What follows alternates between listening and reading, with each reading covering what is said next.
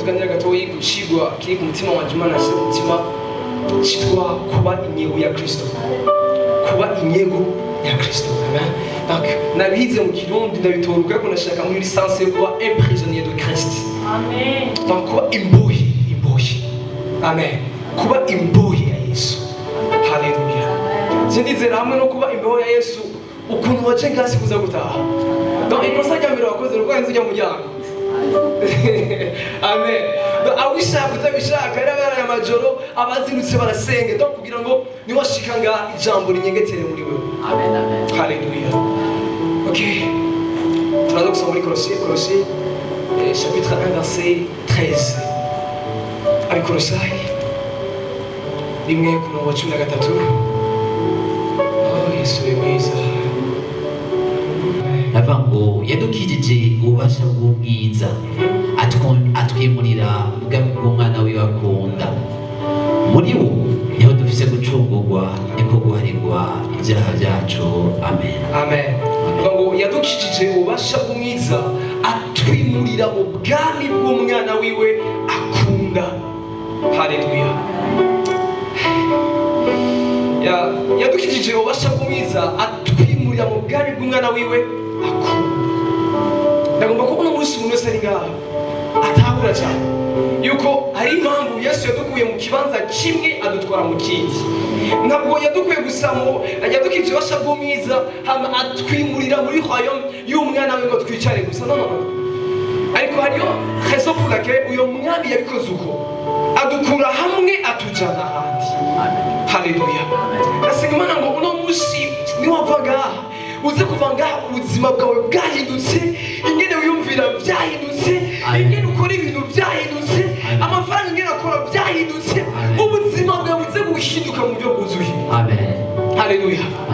Yadukijije ububasha bw'umwiza atwimurira mu bwami bw'umwana wiwe akunda cyane. Muri uyo ngo tubasha gucungurwa.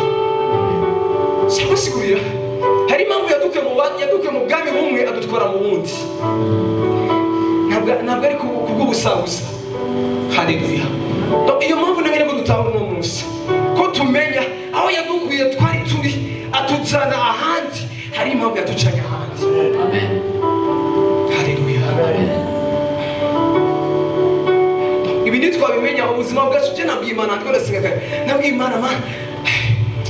Imana singiye kwigisha yaje mu ariko kumusavira Imana singiye kwigisha none akomvanye kuva kera, ariko nandashaka ndiko ndigisha nanje nige mu bandi. Amen.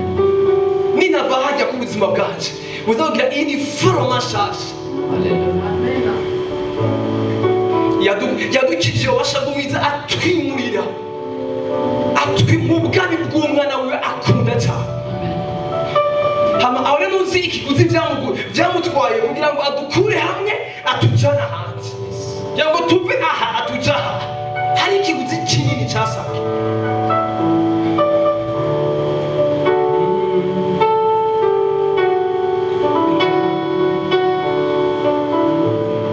Usomye muri 1 Corinthiens, turaza kwasoma 1 Corinthiens 6 verset 12. Ndashaka mse bibiri y'igifaransa atukusomera aza kubagiza neza cyane. Dusome mu Kirundi mu Gifaransa aho umuntu afite version ya français quoi c'est bon. Donc mwihangana za Biblia yanjikoze cyane ko ari version mu ndagose ya français quoi. Badufashe 1 Corinthiens 6 verset 12. 1 Corinthiens 6 verset 12 ivuga tout m'est permis, mais tout n'est pas utile. Donc, merci. Dans la chaque verset, tout m'est permis, mais il faut garder le français quoi. Certains d'entre vous disent,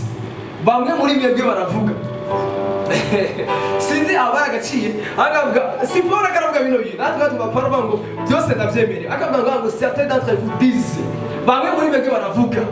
Amen. Bose mu kintu ndakiba ndashaka kubibanye na français quoi. Byose ndavyemerewe ariko si byose bigira ikibazo. Okay? Andaga byose ndavyemererwa ariko sinzogazwa n'ikintu na kimwe. Abandanye mushaka rero bandanye verse kubiki ibyo kurya. Aha, ibyo kurya n'ivyinda Minda ni ibyo kurya yamara Imana inzobi manzi ugeze ngaho apara katubwira ngo ibyo kurya ni iby'inda hanyuma n'inda ni ibyo kurya mani majambo inda yaremewe ibyo kurya hama n'ibyo kurya byaremewe inda ariko rero imibiri yacu rero aricyo akagira tubwire ngaho Pawulo bandanya yamara Imana izobikuraho okay ariko imibiri yacu siyo gushakana premièrement siyo gushakana mugabo imibiri yacu niyo umwami wacu manda wegereza haleluya kora ku mubiri wawe vuga ngo umubiri wacu ni umwami wacu kugira ngo bisigure vuga ngo umubiri wacu ni umwami wacu vuga ngo amaso yanjye amatwi yanjye amaguru yanjye amaboko yanjye nayo umwami wacu tubazanire ça c'est sûr cyangwa no kwato tugiye dans la vie courante est-ce que amaso yawe nayo umwami wawe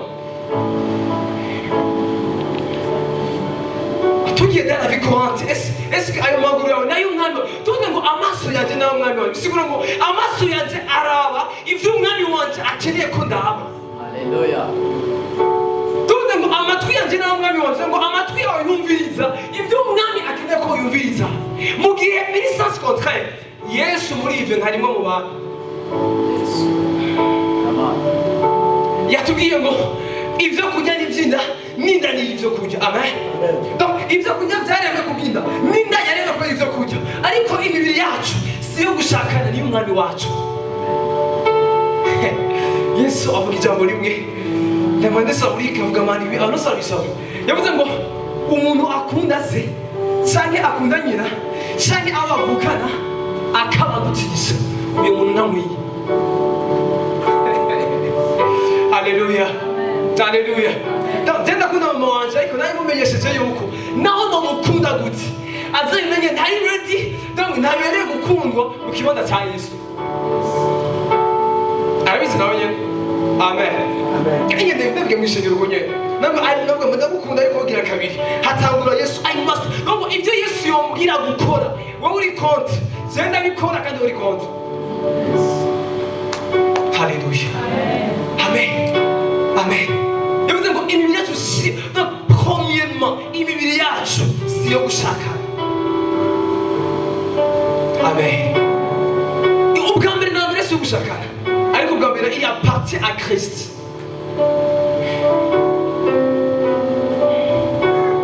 basimbe kuri verset 20 ok Dieu vous a accueilli, il a payé le prix pour cela. Utilisez donc votre corps pour la gloire de Dieu. Donc, il français qu'on va saisir ukuntu ivuga ibintu byose. Amen. Donc, hariyo amajambo ibya kera cyane ya 18 kangahe. Haleluya. Abavuga ngo kuko mwaguzwe igiciro kinini mushimisha Imana mu mibiri yanyu. Nibaza biraza gutahurika umuntu wese ari ngaha afite telefone niyo yaguze hama nibaza ko iyo telefone waguze umuntu wa mbere ayikontorora cyangwa ayiganze nibaza ko ari ngo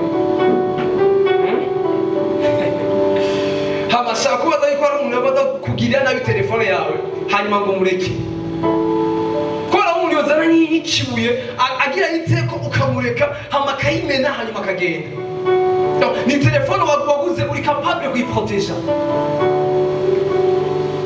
ubu rero twebwe turi ngaha twaraguzwe na Yesu yaratuguze ariko ndiko ndibaza sinzi ko uko dukoresha telefone zacu canke ibyo dufite twaguze ariko Kristo agukoresha wewe yakuguze.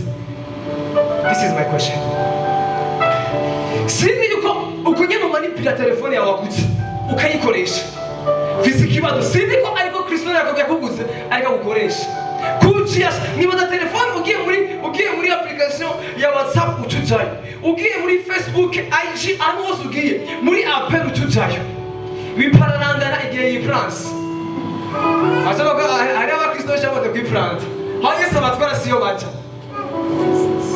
uno musori hana chuti vuga ati ndi hana oya nawe rajya gutembagaza amen haleluya amen oya telefone andi yonyine ivyanga igihe yi France au just au shasi hica ije ishaka amen.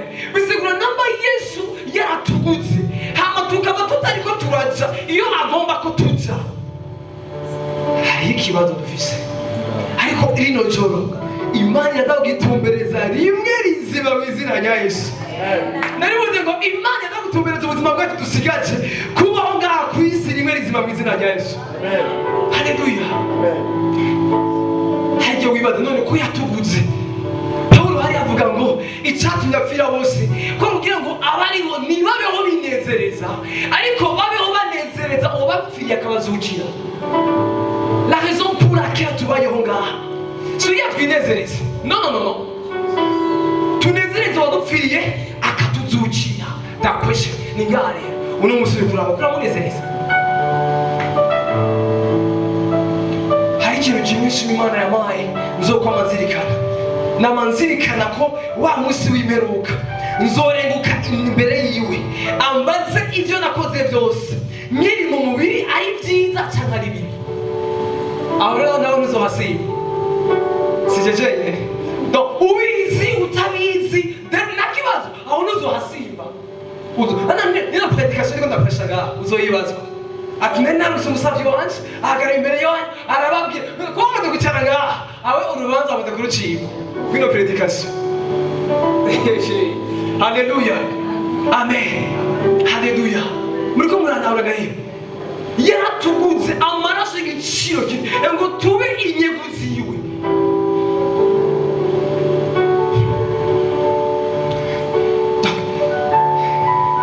Hanaanza gushika ari jambo li prophétique Imana yampaye kubwa ministère la volonté divine. Hari jambo li prophétique Imana yampaye yambwiye uyo murongo uze kubabwira, apana muko nabwiye Mose, ubabwire ngo mbwiye ministère la volonté divine. Haleluya. Kandi umuntu wese aza gutahura akimatanya nibiza kuvugwa ngaha nshuti yanje, ubuzima bwawe haba muri business, haba mu rugo, haba muri education, haba muri commerce, ni ngombwa uhinduke uko ndi gushasha. Haleluya. Ni ngombwa uhinduke uko ndi gushasha. Hagiye muri nibaza uyo muntu yafite imyaka 33 ans, iyo myaka yarafise bakamushira ku musara bigorogota ahantu ari gusa, ahantu harengana abapeti, abana, abakuze, niyigeze agira eshemi isoni byo kubaza kuganje. Kati nibaza jeno bazwe ni kinogo no nutano k'isoni kumushingira naye wewe kubera kubayeho.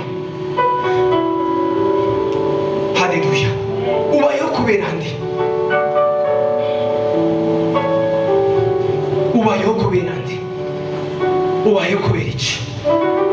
Kuri kwifuza bijya wifuza hategerezwa kubamo inyungu ya Kristo, kandi igihe ibaye inyungu ya Kristo cyavyo. Haleluya. Ndibuka umunsi umwe narabwiye Imana, nabonye amasitati y'abapagani ingena amasitati y'abasa neza birirwa bifotora bari kuri za Club d'Irak, bari ku ma plage, bari ku ma Heineken n'ibitandukanye.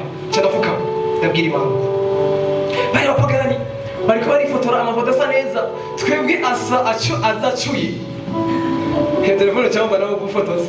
Haleluya. Azacuye ndabwira ndafuka no Imana, niba ama telefone nziza ifotora neza nzoyikoresha mu kwamamaza wewe kugira ngo ushigwe hejuru. Ubu tuvugana na Efisi. Haleluya. Ubu tuvugana na Efisi.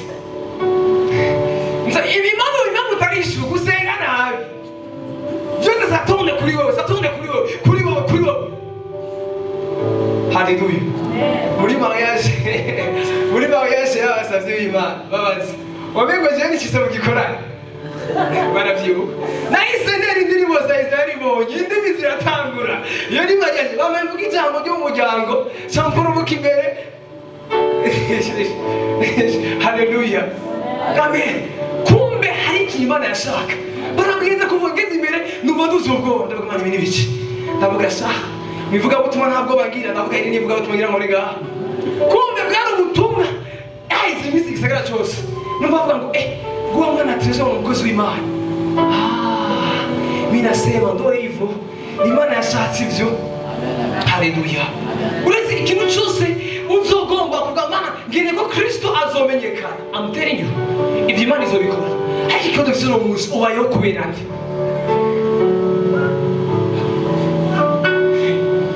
Badusomere Luc 9, verset 23. Oh, Shalamane Brisoria. Erra Baba Shandele Baraba Soberega. Erra Baba Shalama Shalama.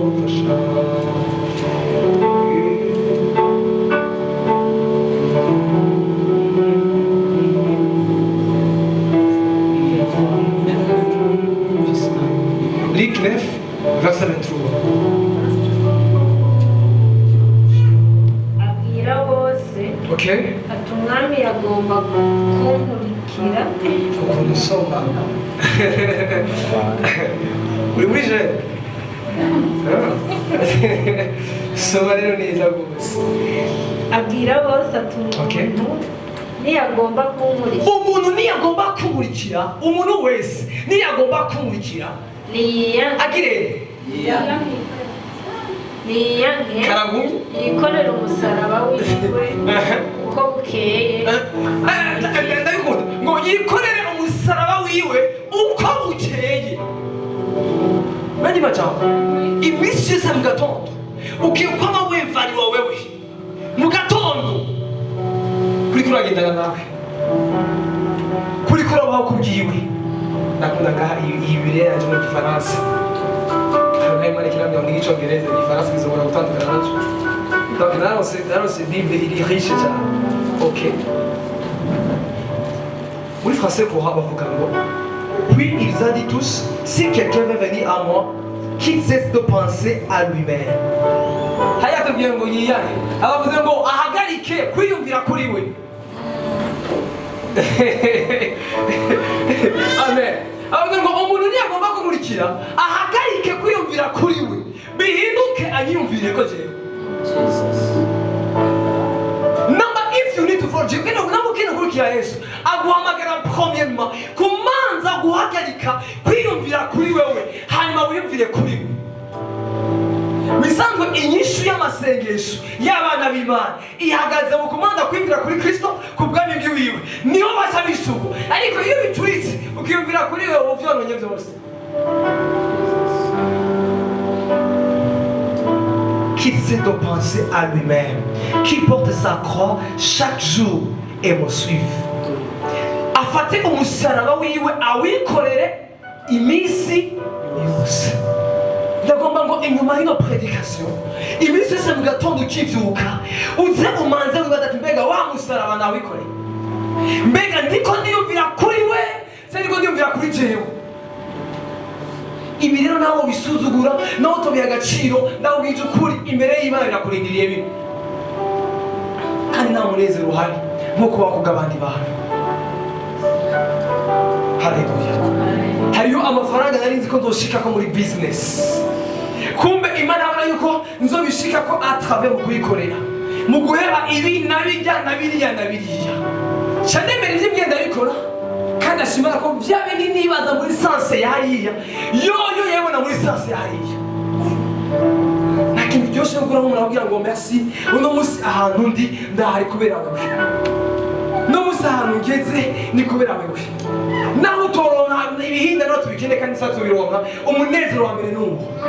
Ishengero rya mbere rikomeye si biza abantu benshi canke abize amafaranga menshi canke nduga bishya Paris, ariko ni ishengero rikanye ubuzima bw'abantu. Umuntu akonta ku Mana, c'est pas une personne afise biriya na biriya, ariko n'umuntu ariko arahindura abandi bantu. Wibuke yavuga ngo mugende mu mahanga yose muhindure abantu bose kuba abadisiple. Naratahuye neza kugira Imana je ingirire neza nuko ndamuciye kwa cyo guhindura abantu. Haleluya. Ibi rero sijyavuga ubutumwa ari tubesha. Haleluya. Je no musijya bada kongora muri église byarangoye gucreer donc département évangéliste. Uko ngomba ko église yose bashika évangéliste. Kuko mu gihe cy'intumwa ya département yari hari. Kuko iyo tudishizeho ndamaze kubona aho mwishengero mwese nga. Iyo tudisizeho twe kugira bya bamwe bamwe we nturimo. Uzogira inkoni nduga imbere y'Imana. Haleluya. Amen. Amena. Amen. Haleluya. Amen. Uribaza uri kubona umuntu mvukana ari dans l'enfer. Hano batabize ngo mu muriro ngo tuzobonana. Ninde yakubesha? Ahantu honyine abantu bazobonana ni mwijuru. Katabisigura. Igihe Lazaro yapfa ari mwijuru ngo yabonye yagiye mu kiza cya Aburahamu. Ariko igihe wa mutunzi apfa yisanze wenyine. Kandi izuba yari apfuye hari benshi bapfuye. Mu muriro ni kibanza umwe wese yibona wenyine. Uko mubaye muri group mwogira ingufu. Bavuga ati sinijyanye nari n'abandi. Haleluya. Ariko ni kibanza wewe wenyine. Hako fisi kibazo ucaya. Ari kimwe mwese nabaze ngaha benshi. Wowe wicaya.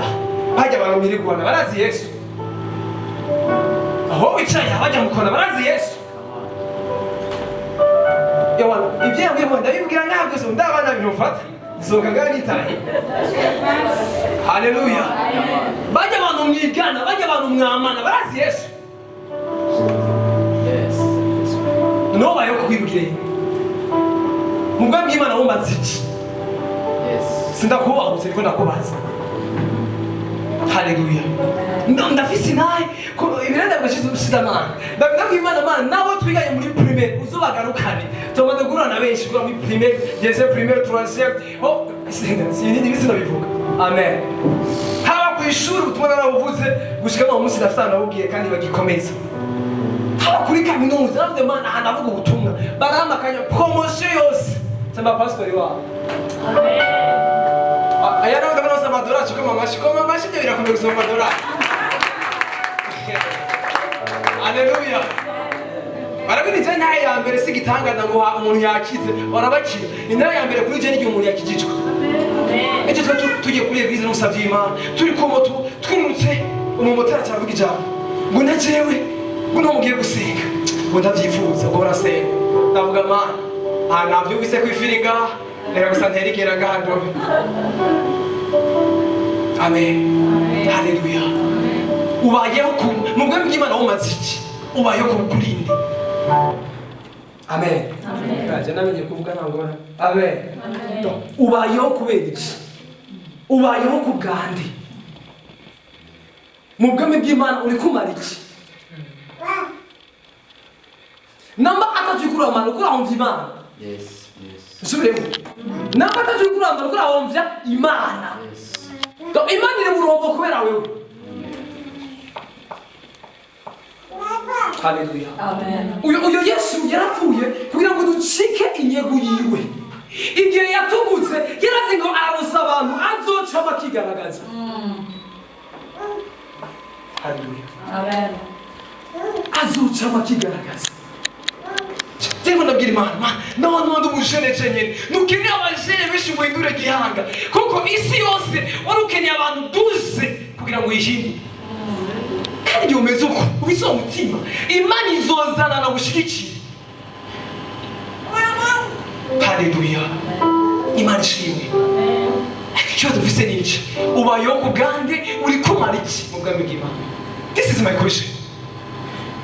Uriko hajya ahantu uherereye uri kumara iki? Namba yaratuguze bien si yaraguze akanwa kawe kariko kamara iki? Usanga umukristo ari kigingi kweli. Donc umublage ombere bashako nabamurondeje ni wewe. Christian. Haleluya. Uwa mudufilme dupfuye nabi ni wewe. Udukuru dupfuye nabi ni wewe. Dea ahantu hose urahari. Ndakubwica ukuri uzogera imbere y'Imana uzobibazwa.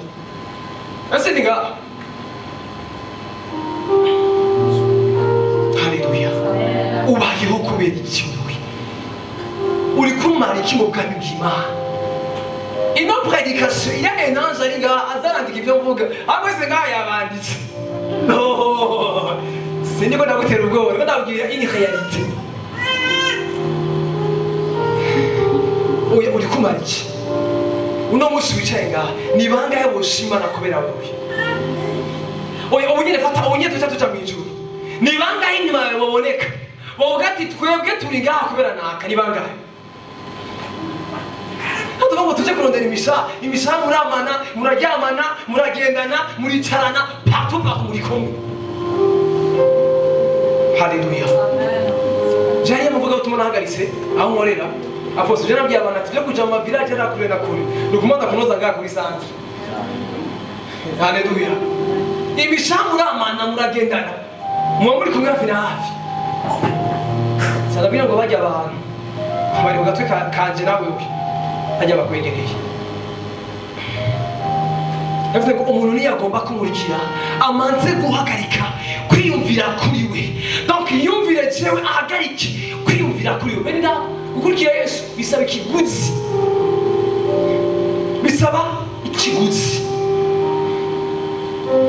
Wibaza ngo vyari vyoroshe Imana kubwira Aburahamu ngo va mu nzu ngo va mu gihugu cya Bonyo no mu nzu kwa so ngo ujyane uzokwereka ugacubona umuntu w'umugabo afise ubwenge nka Aburahamu atunze abwiye umugore ngo tekera inka ngo kubita ngo turagiye agacagenda atubwiye ngo ngiye Imana izonyereka ntuzi ntugiye yo ndabitukura bitaho ntazi ntiyagiye ngo ngiye Imana izongirane izonyereka fata hajya nka sisi agaca tekera cyane avuye mu bwiza n'intondoro y'impuzu byose byo n'amavarize tugiye mu Imana izonyereka ntuzi ntugiye wibaza kugendana niyo Mana birasaba no prix à payer ikiguzi uriha kwiheba wewe kwiyanga aho iminsi yose twama twimvira kuri twebwe everyday si bibi ni byiza ariko haboneka inyungu za Kristo. Amen. Est-ce que Yesu ariko aboneka muri ivyo bintu? Est-ce que uri kuri aho kubyiwe? This is my question. Est-ce que amastati yawe avuga we? Est-ce que amenite yawe avuga we? Est-ce que amafaranga yawe avuga we? This is the question. Ukwiye kwibaza. Igihe Imana izobona ko ibyacu bivuga we, hari akantu kamwe umuntu umwe yavuze ndahana nanezerewe. Yavuze ngo igihe cyose uzotebana n'Imana ukaba umukunzi w'Imana ukayihebera donc ukanwana nayo ntizokwigera yemera ko hari ibintu ubura. Niba uza kurondera amafaranga hanze izoyaguha n'ingoga kugira ngo ugaruke kandi wongere kumwana. Impamvu uja ugateba ukanabiburirayo nuko n'imbere yawe nimutebana biroroshe. Biroroshe. Ibi rero si iby'abantu bamwe ni ibyatwese. Franchement niba uri ngaha utaragira ubuzima bwawe n'Imana, donc intimacy, donc l'intimité yawe hamwe n'Imana, ndafise ubwoba ko umunsi tuzogutakaza. Niba waba usenga ko twakoranye ngaha honyene hamwe na serire honyene nshuti iyindi minsi yose uri hanze, donc ngaha rende no gushitura ni kuri vectrogene udafise yole ubuzima bwa hamwe n'Imana. Cyane se ndababwiye I have fear, ndafise ubwoba kuko ndazi abantu bavuga ubutumwa, je ndazi umuntu ayigishe kuvuga ubutumwa namuzi, ariko umunsi we nasanze ariko adraga umukobwa je nabwiye ubutumwa nasanze akadraga akana nabwiye ubutumwa kandi gatoye ni uca wibaza hari yabaye iki. Haleluya. Amen. Benedata uyo mwami yaratuguze. Donc uko nyene ufise telefone yawe ufise akoshi yawe impunzu yawe uko nyene uyikontrola ushaka uramesa ushaka urabikira utwaraya nariya niko n'umwami agukeneye. Ariko ndarakiye ngo Yesu nk'umwami n'umukiza, ariko nibaza tugiye kuraba ubwo buzima mega ni bande Yesu ariko araviva la seigneurie, ubwo buzima bw'ubwami muri bo ni bangahe? Ni bangahe? Ni bangahe la seigneurie de Jésus ubwo bwami twobona by'ukuri ni bangahe? Ni bangahe? Ni bangahe? Uyo mwami adukeneye ko tuba imbohe yiwe nshuti yanjye. Uno mugore akeneye kuva ngaha wabaye le prisonnier, donc inyegu yiwe ya Kristo. Inyegu yiwe nambayo inyegu ye jana mama ngo inyegu ya Kristo sinibaza ko ngaya na votre vie nubwo nibeshe sinamuteye amashugwe ndabizi kuko arashaka kuva muya mega ngo canga atajaho nicyo gihe yakigihanga singabashingira yakigihanga yumvise ngiye gusenga aja gusenga agiye gusenga bategenda witeguye ntazi n'isakoshi yatekeye reka bakigihanga amen donc contrôle yamaze gutakara donc yaramaze koroha iyo Yesu atwaye niyaja yakatishije niyaja kandi bene abo bashika kure n'ingoga bene abo bashika kure n'ingoga uzurabe uri kuriga imodoka nanyo bari ikinga cyangwa imoto ugashyiramo ingufu bica byononekana bisaba ko woroha ikibazo ufise ni ikinyuma ndakubaza mu bwami bw'Imana uri kumara iki uyu mubiri wawe ukumara iki this is a question uri kumara iki amaso yawe akamara iki amatwi yawe akamara iki hari igihe murambwira Imana Mana lakini ko ukorera cyane ku buzima bwanjye bw'ibanga private life bwa buzima abantu batabona mbega haturi ngaha hamwe Imana yoshira ngaha kuri ekran umwe wese bwa buzima bwo mu mwewe bwa buzima bwo mu nzu atanumwe akubona eske urigiye ko twobura ubu two project ngaha Imana nga project ubuzima bwawe bwo mwibanga hahandi atanumwe akubona uri wenyene uri fier ko twobura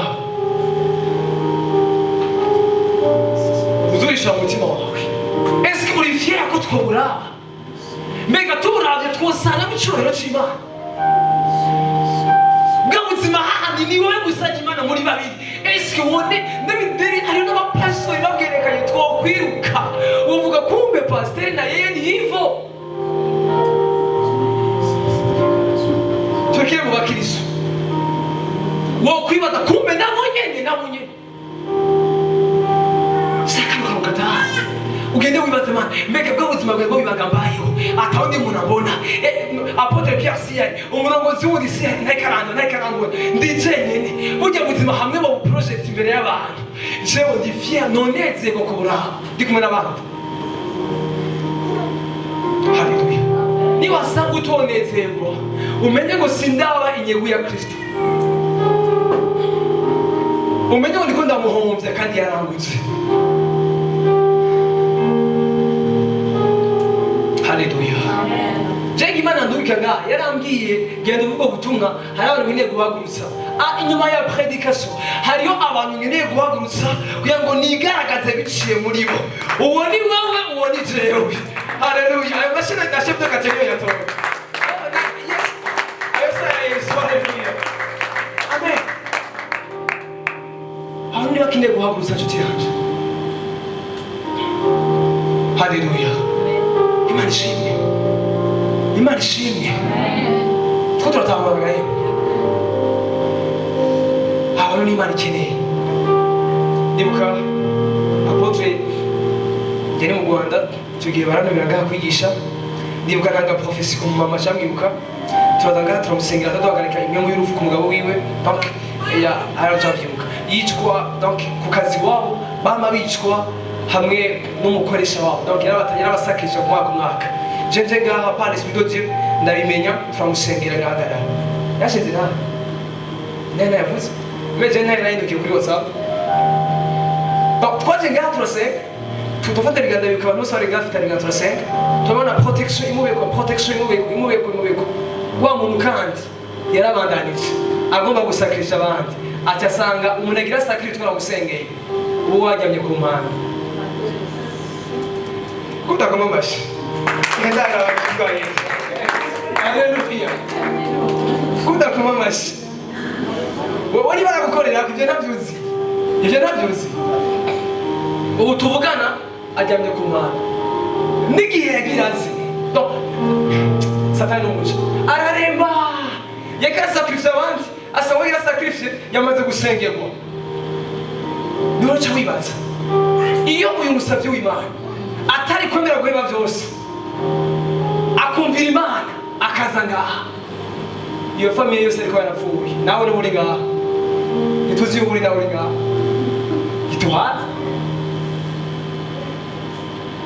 shanda kwereke yuko kwemera gupfa Kristo akaba akamaro kanini uyu muntu atabera priere umugabo we yarakize hama wa wundi yama yica abandi aho yagira ashira umugabo wiwe we yaciye haja araza kwivuza mu mahanga ashikayo atapanga porogaramu umwasi ni muntu atafira hanze mu kuzana ikiziga baca bapanga abantu bazoja kwitegera kumbe ni system satanike yango anaza kumutegera haca ba accident igisho ry'Imana rirabona nshuti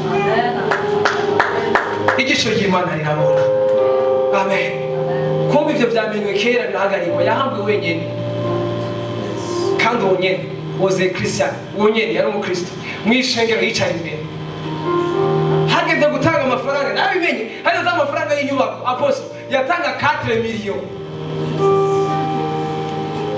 ariko ni wonyene bimwe yatanga 4 million amafaranga asakrifisha mu abantu ana fase ntabimenye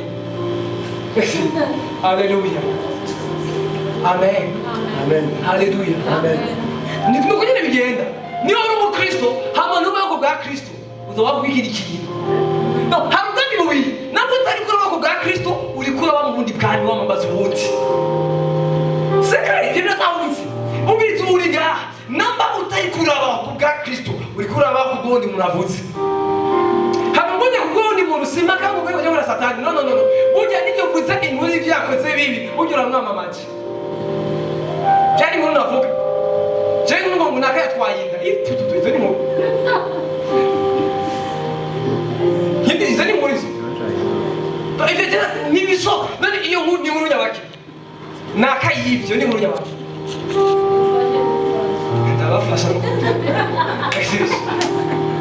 haleluya reka kumukorera is not kumukorera ngo jeno ngiye muri mu by'abasatanisi no akantu kose ukora kana Imana icubahiro there is another one ukoreye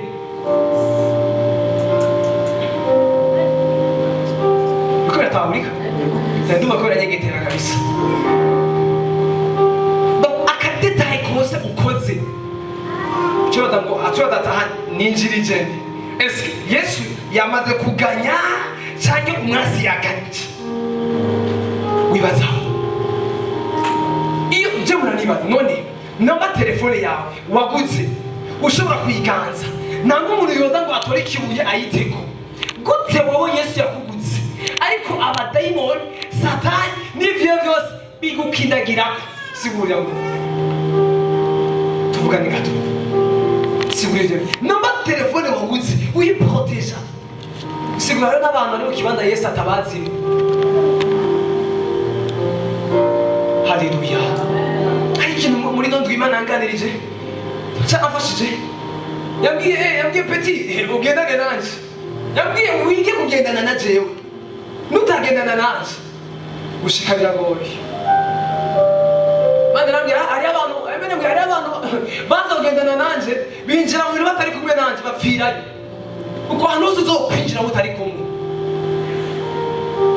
abari urupfu gusa haleluya ahantu hose uzokwinjira mutinjiranye umenye ko ugiye gupfirayo Imana ikubwiye gufata ijya rumonge wowe ugaca ufata ijya gatumba burya yoyo umenye ko yoyo na protection yawe iri mu jya rumonge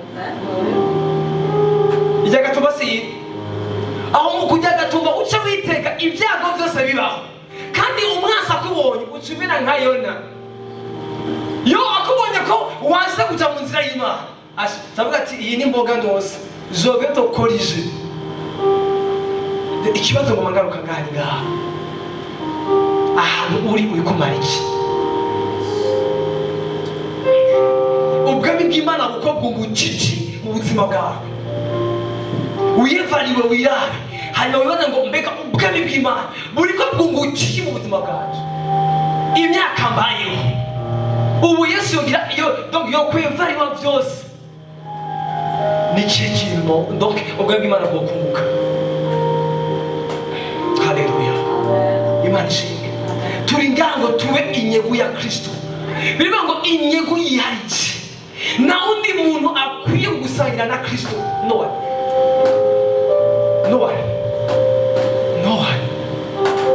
haleluya na muntu numwe mukubdo Kristo na undi muntu mukwiye kumusangira nawe yo umugabo wawe n'umugore wawe wihanganye ati ndashaka guseribatera amen ariko nta muntu n'umwe mukwiye gusangira no Kristo gusangira nawe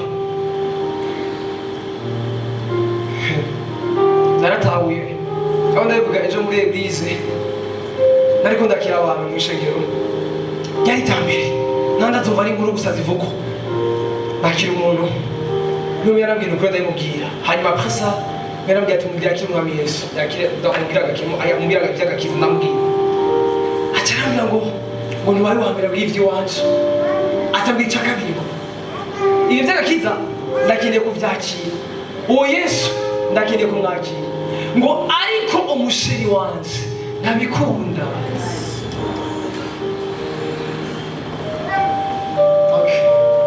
Abacamva yuko umusheri wiwe yari afise ikibanza gikomeye cyane gusumba Imana. Haleluya. Nawe arashobora kuba atari umusheri, ari business. Hari business cyangwa ari abana cyangwa ari akazi. Haleluya. Cyangwa ari akazi gafise ikibanza cya mbere cyangwa ari n'umutwaro ikibanza cya mbere gusumba Yesu. Katamwiteka kw'ishuri kintu wabicuritse igihe muri iryo jambo numvise mbabaye ndavuga mana ibi bintu birabaho aho umuntu atokwakira Yesu kubera yuko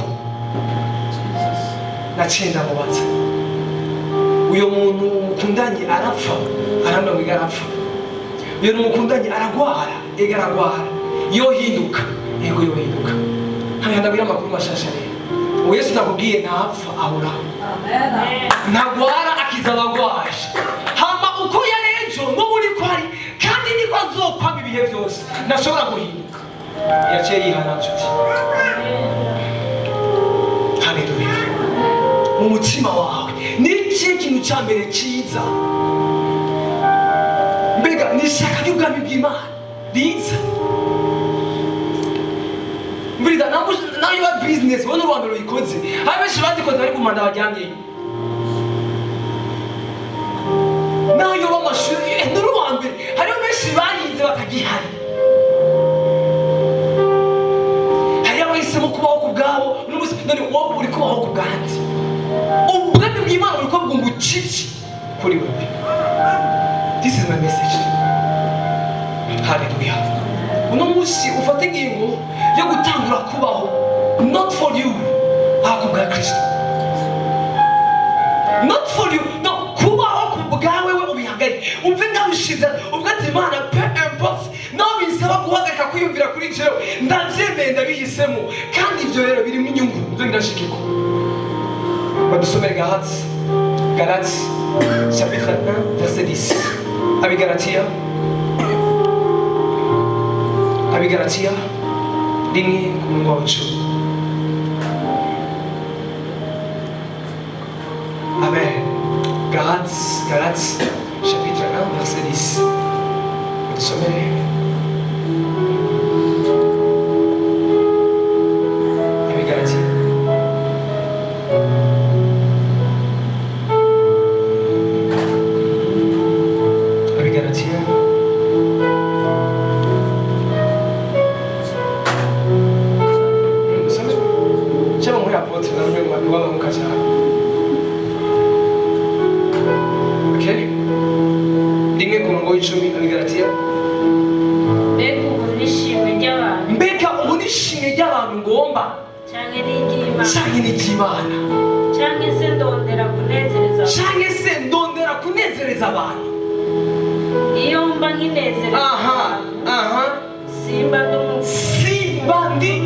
umugurano wa Kristo.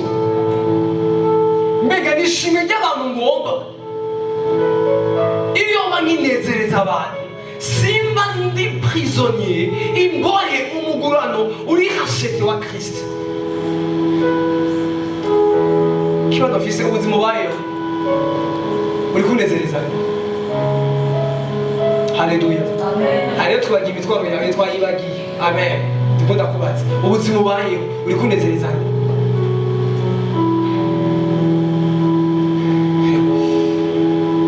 Iyo mbanginezereza abantu simba ndi umugurano bisigura ngo ntibikunda ko uba umugurano wa Kristo ukinezereza abantu.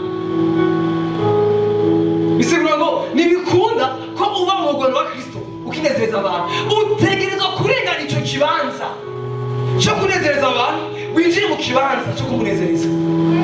Aho rero uratangwe kumugana wa Kristo. Formule ni nuguhagarika kubaho unezereza abantu, utangure kumunezereza, gukora ibyo agomba, kugendera mu nzira ziwe, kumuha umubiri wawe n'ikimazi kitima cera. Iyo tuvuze umubiri ariko muranibaza, turaza mu ishengero tukaririmba tugatazira, ariko ubwo n'ubuzima bw'umwanya mutoya, bwa buzima dutashere kuiki ubuzima bumeze gute? Ibyo turaba, ibyo twumviriza sakonsi birivuga ngo igice cy'umubiri, igice ryawe itara ry'umubiri, iby'amaso araba nivyo umubiri ugendera muri Matayo. Igice ryawe niryo tara ry'umubiri. Haleluya. Ndasenga Imana ngo uze kuva ngaha mwe muyira yagwaye discipline irengeye iyo wari ufise mu izina rya Yesu. Haleluya. Wakiriye iyindi discipline yo kugenda nawe comme un prisonnier n'imbohe yiwe. Bene data biriba ngo musate yatumuze tube abayisclave. Umusclave si umuntu akora ibyo agomba. Umusclave ni umuntu akora ibyo uwamuguze agomba. Ni umuntu araba, ni umuntu yumviriza, ni umuntu agendera mu byo uwamuguze agomba. Isize kwishima. Kandi rero ibyo ariko nayo kugukumvye bitahura nabi ngo biratuza kubaho neza. No! Ahubwo bidusunikira kubaho neza. Amen, haleluya. Nibituza kubaho, bidusunikira ahubwo kubaho neza, kuko tubayeho kubw'inyungu z'ubwami bw'Imana. Hariya ngomba kuza kurangiriza gutyo umwanya w'ibyo kuvesa zanyu. Ikibazo rero gihagaze ngaho. Bene data turakeneye ko uyu munsi yaba jewe yaba wewe dufata des décisions zo kubaho apana ku bwacu, guhera kwino gushaka umushatsi. You live for Christ, ukabaho kubwiwe, ukumunezereza, ibyawe bikamuhimbaza bikamunezereza. Je nabwibango niba makwiga nkamenya amashuri yose wowe uzumenyekana. Namanangara haba muri famiye baba bagenzi bakozi bana bose batandukanye bamba bambaza wowe gute wize ndakumwakweze gute wize uraheza kaminuza y'u Burundi ukende kwanda muri master ubandanye wiga gute ubitora gute umenya hari abandi bana basumanya mwinshi gusumba wewe bayobewe wasize hajya. Ntabwo je birorusha niyo ntevya kuko arazi yuko class yose nciyemo ndabahejeje ati nebuza muyikurikira yasenga asagende bashasha. Haleluya. Na arabikoze umva arasisi no ndahadumura. Kandi ko abandi baranyene haniye. Haleluya. Hagati iyo ni nyaruki, ari na nyaruki hama uje mu yandi. Yusage abandi. Wone mpamvu uzoguma hajya nyene uri kuregunda ntaje kuramana. Haleluya. Ariko muzi utambuye kwemera ko wakubwiwe. Abagenzi abarabakura kazana abandi bamukeneye. Ibaze kwicara n'umuntu ku moto ntanakimwe mumubwiye hamubwiye tudutware utujanya abashikanye niwe abisabiye ko nayo bigutuka. Haleluya. Yo cyangwa yuko iyo si iramukeneye uwo mwana womenya abantu ngene barushe wowe wakugaba. Ndabwiye je ndabizi abajeni bakenza uno musaraba mama ubaravye n'abajeni des filles même banachoba ayi buchumba bani byanga y'ubujumbura uno twaganirije yewe apana numvise. Haleluya. Kandi wosanga nkuye mu bana tavyutse. Haleluya. No kumurira bisi mushike ngari kakuvuna kumuzana gusa. Je ndaza abantu benshi bakira agakiza à travers abandi bagenzi babo. Amen. Haleluya. Bene data ngori umunsi ufate decision to live for Christ, kubaho kubwa Kristo ahandi ukora mu by'Imana. Yavuze ngo umuntu yagomba kumurikira yiyanye agirene yiyanye. Ndakwinginze uno munsi cesse de penser sur toi-même, cesse de penser penser si ta vie, hagarika kwiyumvira kuri wowe, ku buzima bwawe gusa. Yavuze ngo mubanze mwitwararike ubwami bw'Imana no kugororoka. Ibyo ushaka unahere basi mu cumbi wawe kuvugana n'Imana, ubuzima bwo gusenga, bwo gusabana nawe. Bene data, naho twuvugana nabo turakundana ariko turabeshana. Cyane bizi yuko nta muntu n'umwe ahari yonkunda nka Yesu, uwo ntazobaho. Bavanze ariko ndabizi amen. Nukuri niwe baza ngo azabashikajya ha Yesu. Reka nukuri. Kandi none bazabashikajya hajya ha Yesu. Wapi? Haleluya. Oya. Amen. Oya. Oya. Amen. Tuvise umukunzi w'ibihe byose. Umukunzi adahinduka adapfa yamana natwe. Umunsi umwe vyamaye kumenya urukundo rw'Imana. Umunsi mura n'umumama ariko ndamusengera yarabushwe. Tak abaroze ko bamuruga ko muvugiramo. Bavuga narabaye. Bavuga ingene barabika abantu. Ntibari barabika. Acarongera kakandi. Atavuga ko nabakizwa basamaye barabika. Naragize ubwoba. Haba gusa la différence hagati y'umupagani hamwe n'umukizwa ni imwe. Nuko barabise umukizwa agapfa bakamushira hariya bagiye kumurabura baravuga muri umuntu basanga ngo abantu bari hariya gakora mu kinogo bafise amababa bashanje bamumurika cyane. Ibaze n'igihe twoshikanye ku mpanda tugusezeye twese Imana yoyo icyuka abamarayika bakarindira ujya mu miryango. Wari kwari amashema. Haleluya. Haleluya. Nibyo dusezerana tubivuga neza muri etat civil tuzotandukana n'iki?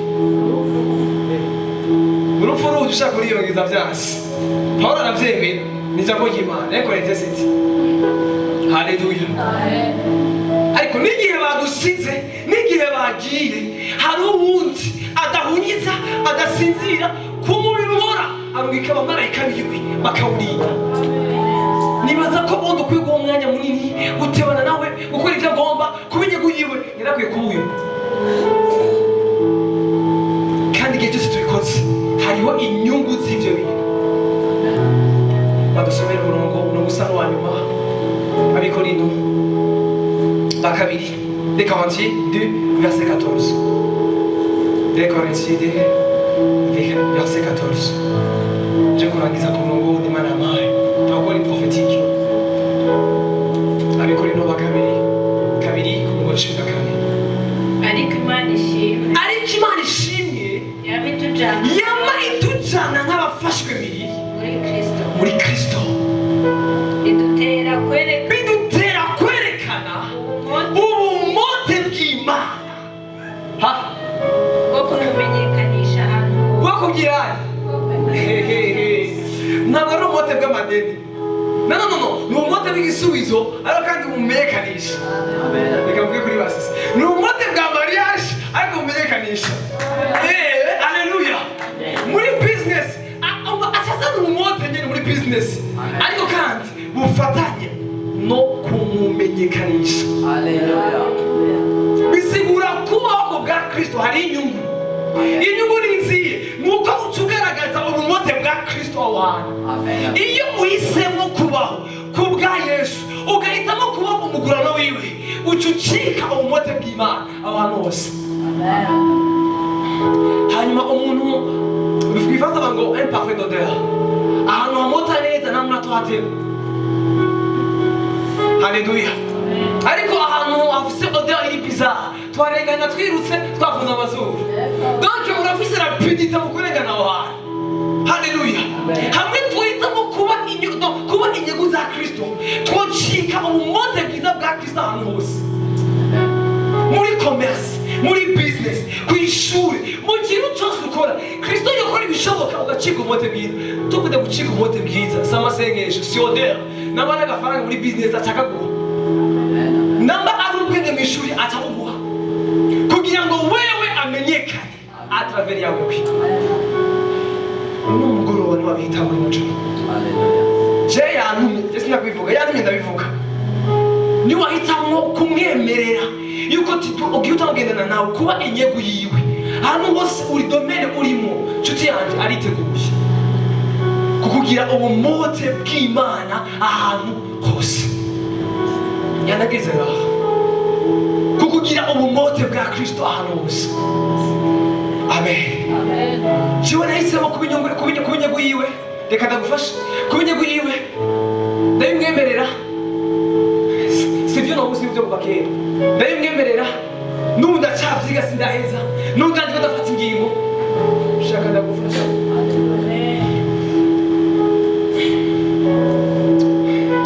Biragusaba gupfa kuri wewe, birasaba guheba inyungu zawe vya bindi warua moi uvuge moi Christ donc uvuge wewe na Kristo umushiremo umwese aboneke muri byo umbwire Mana n'ijana ryanje rizovuga wewe.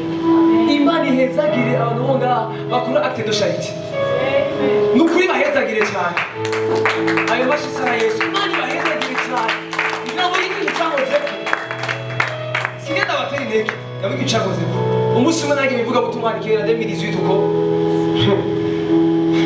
uyu munsi nagiye nafise amafaranga nagiye mfise amafaranga 300 francs kwa gasore avana dola francs hari kile aliko abana hali unashifata kunoti kana bainondo. Haleluya. Igihe nagiyeyo kise mu bitaro karete vuga ubutumwa okay ngejeje barakimwambye sindabasengera soze mwimwe yarambwira ngo abo bantu bagaburire ahita ndamwibutsa ati uribagiye ko nazanye 300 francs yagwagasoro. Haleluya.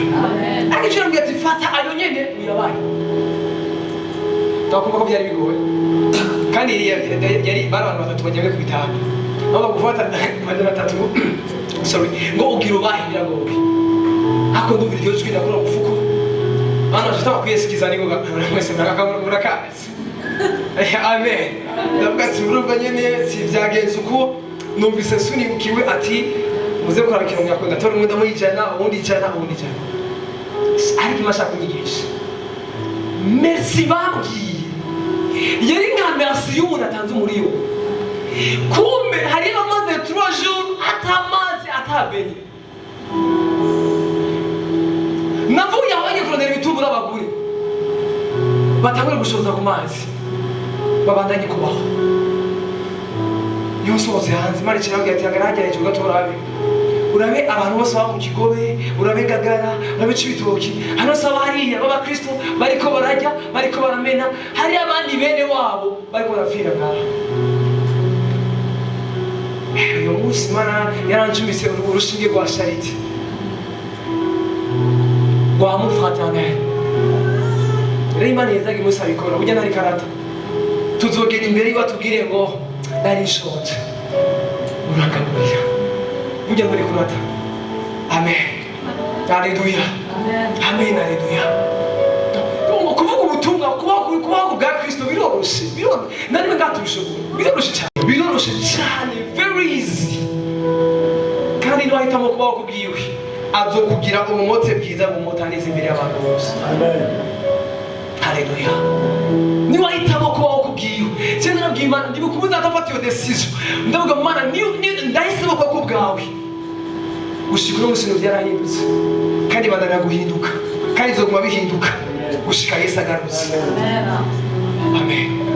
Uri kubaho kubwandi uyu mugoro wa none ufate decision sindangide gusa kuvuga ariko ufate decision mutima wawe yo kugendana nawe.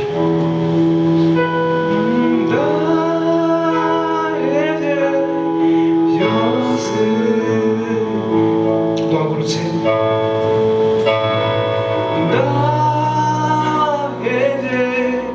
Dios